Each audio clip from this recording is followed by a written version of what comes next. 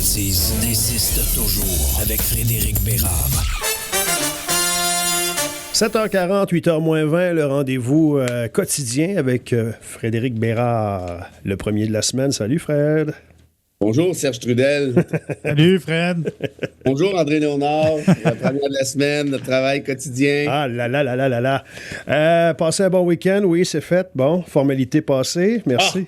Hé, je suis en train de lire un ouvrage fantastique. Pour vrai? Ah, mais fantastique. Des fois, tu tombes sur des petits bijoux comme ça. Écoute, j'étais dans une crise de sérotonine samedi passé. Je suis débarqué à la librairie Raffin et j'ai vandalisé la librairie, mais avec ma carte de crédit, évidemment. Ouais. Mais j'avais jamais acheté autant de livres d'un coup. Ça a pris 3 boîtes. Ah ouais? Ils m'ont donné mon escompte de 15% d'écrivain parce que sinon, j'allais casser la barre magique d'un montant 15% en tant qu'écrivain? Wow! Oui, monsieur. Oui, wow! monsieur. Oui, monsieur. C'est quand même très, très, très intéressant quand tu achètes. En tout cas, bref. Ben oui. Et tout ça pour dire que ça a freiné juste en dessous de la barre magique d'un montant que je nommerai pas parce que c'est absolument indécent. Mais pour des livres, moi, je trouve qu'il n'y a pas de prix. Et donc, j'étais parti vraiment sur une chire. Je mettais tout dans les boîtes. Ça m'intéresse, ça m'intéresse, ça m'intéresse. Et j'ai commencé hier la lecture d'un livre sur, imagine-toi donc, Robert Nelson, intitulé, ou surnommé plutôt, Le Diable. Qui est capable de me dire qui était Robert Nelson? André? Robert Nelson. Il va te dire un joueur de baseball. Un homme vivant aux États-Unis. Des Orioles de Baltimore. En fait, il y a un Robert Nielsen qui était allié gauche pour les Oilers. Et voilà. Des années 80. Il aurait pu jouer avec Gretzky d'ailleurs. Mais c'est pas de lui dont je veux te parler. Robert Nelson, puis c'était pertinent, bien que t'en doutes avec ton journal de Montréal. Non, mais je m'apprête à contre-attaquer. Parce que, oui, tu fourbis tes arbres. Parce que vous savez que la fête des Patriotes s'en vient. Oui. Et vous en souvenez pas. Mais je vous ai déjà parlé de Robert Nelson. Ça me revient, là. Mois de mai. Pourquoi? Parce que ceux qui essaient de nous présenter les Patriotes comme étant les francophones qui luttent contre les méchants Anglais, ben, c'est pas vrai en très bonne partie. Puis ça me fait rire parce qu'il y a comme une espèce de crochet avec l'histoire avec Plamondon la semaine passée, si tu te rappelles. Mm-hmm. Quoi? Nelson, c'est un Irlandais. Lui et son frère Walfred, c'était 2 médecins. Walfred est devenu maire de Montréal, d'ailleurs. Puis Robert Nelson haïssait la couronne britannique.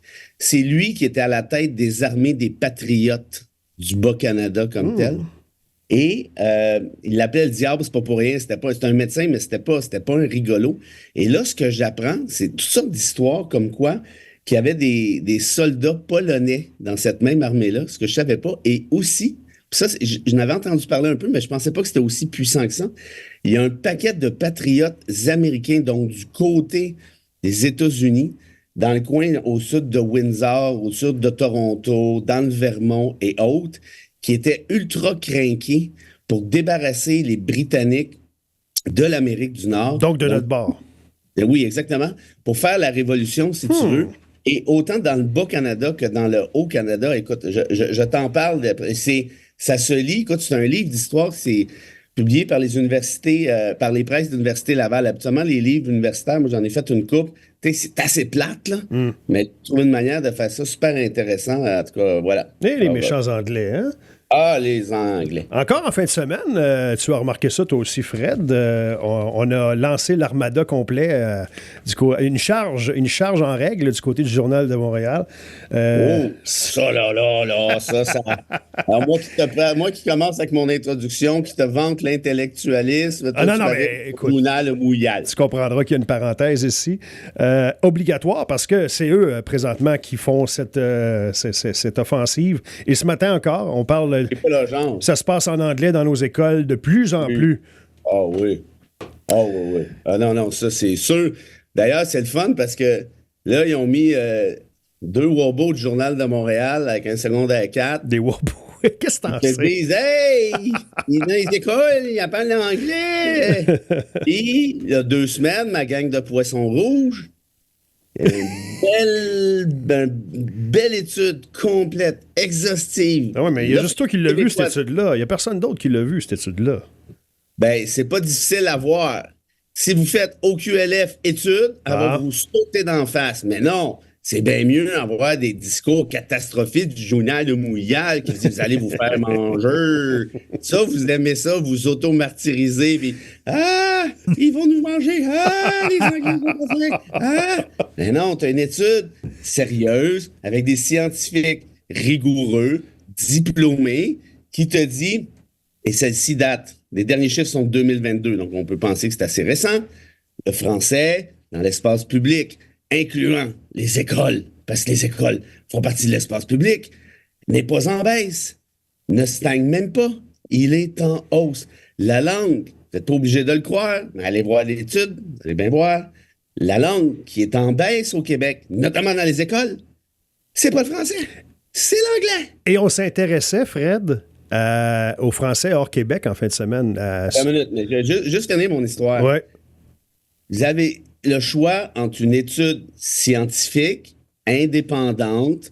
J'ai siégé à l'OQLF pendant 3 ans. C'est vrai. Les enquêteurs et autres venaient faire des rapports, venaient nous expliquer c'était quoi leur enquête, c'était quoi leur méthodologie. On parle de doctorat en sociolinguisme, de doctorat en démographie, de doctorat en littérature française. C'était des gens là super équipés intellectuellement, avec beaucoup de ressources, qui vont sur le terrain, qui font des sondages avec une méthodologie béton. Eux te disent le français est en hausse, notamment dans les écoles. Vous aimeriez mieux croire... C'est qui a signé ça, cet article-là de ton journal? Page 4 et 5. Attends, allons voir. Un beau 2 pages en C'est plus. Daphné Dion-Vient, une jeune journaliste pleine de bonnes intentions.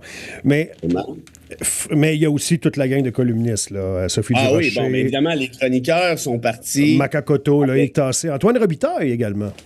Oui, bon, mais c'est super. Tous des sociolinguistes reconnus. Mais Fred, est-ce que pour sensibiliser nos jeunes à bien la parler, à bien l'écrire, est-ce qu'il n'y a pas une nécessité quand même d'être un petit peu à cheval sur certaines choses? Ne mélangeons pas tout. Est-ce que j'ai dit... Non, je sais. Est-ce que j'ai dit que les jeunes s'intéressaient suffisamment au français? J'ai pas dit ça. Tout ce que j'ai dit, c'est qu'il y a une étude ultra récente, ultra sérieuse. L'OQLF, c'est à nous autres, hein, par ailleurs. Là. C'est paragouvernemental. C'est indépendant. Puis le français est en hausse. Il faudrait s'en rappeler. Maintenant, est-ce que les jeunes et les moins jeunes pourraient parler un petit peu mieux français? Est-ce qu'ils pourraient l'écrire de meilleure façon? Est-ce qu'ils pourraient le lire davantage? Bien, évidemment. OK. Puis je ne vise pas ici, je répète, les jeunes. Moi, quand je vais sur Facebook, il y a pas mal plus de moins jeunes que de jeunes. Et la qualité du français est assez, disons, comment je dirais, pour être respectueux de tous et chacun, disons que la qualité laisse à désirer ici et là. Ouais. OK? Maintenant, est-ce que ces jeunes-là, on peut les amener à aimer davantage le français? Moi, je pense que oui. Puis ça fait plusieurs fois qu'on en parle ensemble, si tu te souviens. Contrairement à notre époque, les jeunes d'aujourd'hui sont confrontés, façon de parler, à une multitude d'offres hors français, avec les Netflix, les Crave, les podcasts, les ci, les ça. Il y a une tonne de possibilités pour eux de lire, de regarder, d'écouter autre chose. Ouais.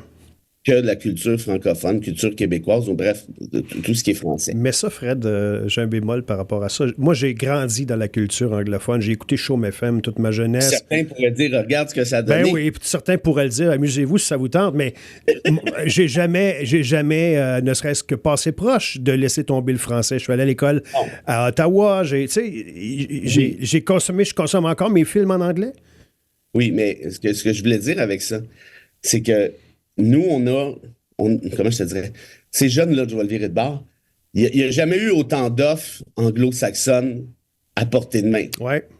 À l'époque, là, quand tu voulais aller voir un film en anglais à Val-d'Or, là, ça devait être compliqué un peu. Un peu. Aujourd'hui, là... Je crois qu'on avait beaucoup de mineurs anglophones. Il y avait un cinéma qui se... Oui, mais c'est vrai qu'il y avait quand même une petite communauté anglophone. Un petit peu plus que Mont-Laurier, mettons. Mais au-delà de ça, ce que j'essaie de dire avec ça, c'est que les jeunes ouvrent leur ordinateur et ils ont une marée anglo à portée de main. Je suis d'accord. évidemment que contrairement, puis c'est ce que je te dis depuis longtemps, tu remarqueras bien. La culture francophone, la culture québécoise, qui est très majoritairement francophone, mais pas uniquement, il y a une partie autochtone, il y a une partie anglophone, comme Leonard Cohen, notamment, comme Richard. Ben, si tu veux que les gens s'intéressent à ça, ben, il faut que tu leur donnes une chance. Et ça, tu sais quoi? Ça vaut aussi pour les néo-québécois, pour ceux qui viennent d'arriver. Ça, lors des dernières élections, je pense que Québec solidaire avait une excellente idée. Pourquoi pas un passeport de la culture québécoise? Tu as 200 piastres par néo-québécois ou 100, je sais plus, ou 50, en tout cas, on s'en fout. Ou c'était peut-être pour les jeunes, en tout cas, je me rappelle plus. Puis tu peux aller voir une pièce de théâtre, tu peux aller voir un film québécois, tu peux aller voir, tu peux acheter un livre et autres. Le problème qu'on a, à mon sens, puis ça fait longtemps que je le pense, ça fait longtemps que je le dis, puis j'en démordrai pas, en tout cas jusqu'à preuve du contraire, c'est qu'on a toujours présenté le français comme exactement comme ton journal de Mouillat le matin. La peur. Hey, trouve-moi un jeune, toi, au Québec, là, qui va lire ça, là, cette page frontispice, puis il va se dire, ah ben là, moi, je vais me mettre à écouter du français, là. Trouve-moi-en un. Trouve-moi-en un qui va se sentir interpellé par la culture québécoise en lisant ce journal de Foufoune-là. Je suis assez pas mal d'accord avec toi c'est jamais positif, c'est jamais incité à, encouragé à. C'est tout le temps du négatif. Puis Legault, il fait ça, puis Jean-François Leberge, puis Simon Barrette. Puis là, ça va prendre une loi. Puis là, vous avez 6 mois pour apprendre le français, sinon on vous sac dehors. C'est ça, on te le rentre dans la gorge de force, c'est ça. Tout le temps, l'espèce de panique morale qui n'est même pas, on l'a su avec, là je suis fatigué avec l'étude de l'OQLF, mais parce que c'est quand même important, là, on a su que cette panique morale-là n'a pas lieu d'être. Ça ne veut pas dire de ne pas être vigilant, on va toujours devoir être vigilant jusqu'à la fin de nos jours. Pourquoi? Yes. Parce qu'on est une petite nation en termes de dans un océan d'eau, ça ne prend pas tête à Papineau pour le concevoir, mais une fois qu'on a dit ça, si vous voulez intéresser des gens à votre culture, puis vous passez 9 chroniques et demie sur 10 en disant que c'est fini le français, on va devenir la Louisiane, on va devenir le Nouveau-Brunswick. Si on vote pas oui au prochain référendum, on va disparaître. Dixit, Apocalypse, Plamondon. Ben, ça se pourrait que ces jeunes-là m'en disent, bon, ben, écoutons, si c'est vrai que c'est fini, on va continuer à parler en anglais puis aller au diable. Hein? Ça se pourrait aussi, ça, je dis ça de même, mais moi, en tout cas, tu me donnes pas vraiment le goût d'aller me battre. C'est ça. Si le général en avant, il me dit « Hey, on est en train d'en manger une puis ça va pas changer. On est fini. » Bon, ben, OK, ben, c'est correct. On va aller jouer de l'ennemi d'abord. On vient. Le matin, la bêtise insiste toujours avec Frédéric Bérard. À 6 minutes de 8 heures, il y a une chose... D'ailleurs, on va devoir, à un moment donné, faire une chronique complète là-dessus, Fred, s'y arrêter pendant un bon 15-20 minutes. La peur est l'outil qui est utilisé et surutilisé. J'en reviens pas, moi, comment on essaye. On y va avec la peur à peu près à tous les niveaux. C'est le jour de la Terre aujourd'hui. Bonjour de la Terre, Fred. André, bonjour de la Terre. André, il y a une question. C'est pertinent par rapport à ce qu'on disait tantôt. C'est ça. On dit que là, comme le français, il est trop tard. Mais un peu comme l'environnement, on nous dit, bon, il est minuit moins une, puis là, si vous faites pas ci, vous faites pas ça, ça va être terminé, vous allez voir ce qui va arriver. Il y a bon ça point, aussi, là. Au niveau de l'environnement, on joue peut-être un peu, même si c'est bien réel. Là. Penses-tu qu'on peut dire qu'il y a une petite ressemblance avec ça, l'histoire du français puis l'histoire de l'environnement? Ben, c'est vraiment pertinent comme question. Ben oui. Moi, je te dirais 2 choses là-dessus. Deux trucs. Donc, un truc qui te donne raison, puis un truc qui te donne pas raison, à mon sens. En tout cas, vous en jugerez. Le truc qui te donne raison, André, c'est ceci. Qui te donne pas de raison, en fait, c'est ceci, c'est que, contrairement à la question de situation français la situation du français au Québec, les études, puis écoute, vous pouvez cliquer là, sur n'importe quoi, là, en français, en anglais, vous allez voir, là, les études te disent que la planète s'en va dans le drain. Ça fait aucun doute. Il y a encore un nouveau truc qui est sorti en fin de semaine. Les chaleurs de cet été, notamment en Europe, là, l'année passée, c'était pas drôle. Ben, cette année, ça va encore prendre une coche. OK. Donc, la Terre, c'est vrai, le français, c'est pas vrai. Ça résume? Le français, t'as l'OQLF qui dit que c'est faux, puis il n'y a pas d'étude qui dit que c'est vrai à part le journal de Mouillat. C'est bon. Bon. Fait que je vais prendre ça pour du cash. Ça, c'est 1. 2, la communauté scientifique est unanime à l'effet que la planète s'en va dans le drain. Si vous êtes capable de me trouver une contre-étude, envoyez-moi ça par Messenger, je l'attends. Une fois qu'on a dit ça, c'est vrai qu'il est minuit moins une pour l'environnement, mais c'est vrai aussi, puis ça, c'est le truc qui va te donner raison à quelque part, André. Là. Je te fais parler un peu, là, mais dans le sens où il y a justement d'autres études, cette fois-ci en psychiatrie, en psychologie, qui sont sorties dans la dernière année et qui te disent ceci.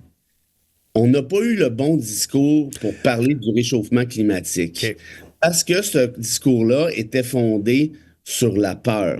Puis moi-même, je l'ai utilisé, le discours, puis pas méchamment, mais parce que je voyais pas autre chose.